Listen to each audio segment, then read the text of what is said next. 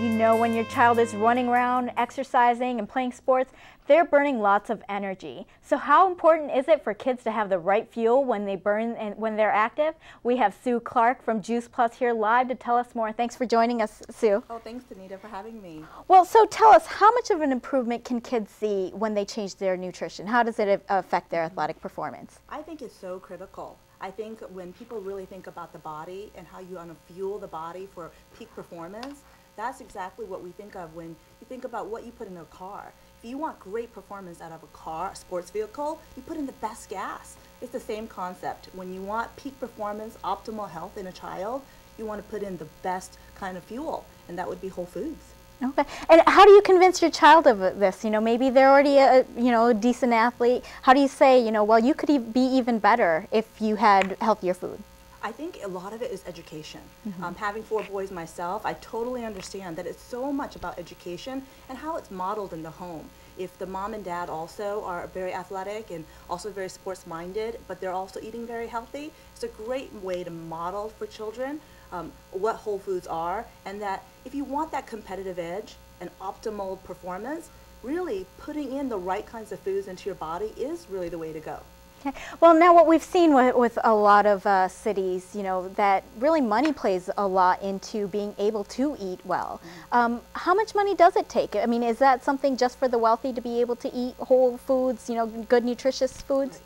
I think there is a perception out there that if you eat organically or if you eat natural, that somehow there is a big cost savings or, a cost issue. Mm-hmm. But what I like to tell people is every day of your life, you have 2 decisions to make. You're either going to invest in your wellness or you're going to subsidize illness or disease. So which is the choice that you would want to have? And I would think investing in wellness is really where it's at. But also there are so many things out there that are actually so cost effective. And that if you know how to shop, if you know how to shop around the perimeter of the grocery store, and you buy the fruits and vegetables and whole grains first, that actually does allow you to then be able to add on those maybe little things that you wanted to buy, but you want to buy those whole food items first. Now, in a recent article in the LA Times, they were talking about childhood obesity and in poverty-stricken areas, that the kids just aren't eating as well. How can we close the obesity gap in these cities where nutrition is hardly spoken about? I mean, a lot of people, they're just used to what they eat. It might be a cultural thing. How can you change you basically have to start with the parents initially.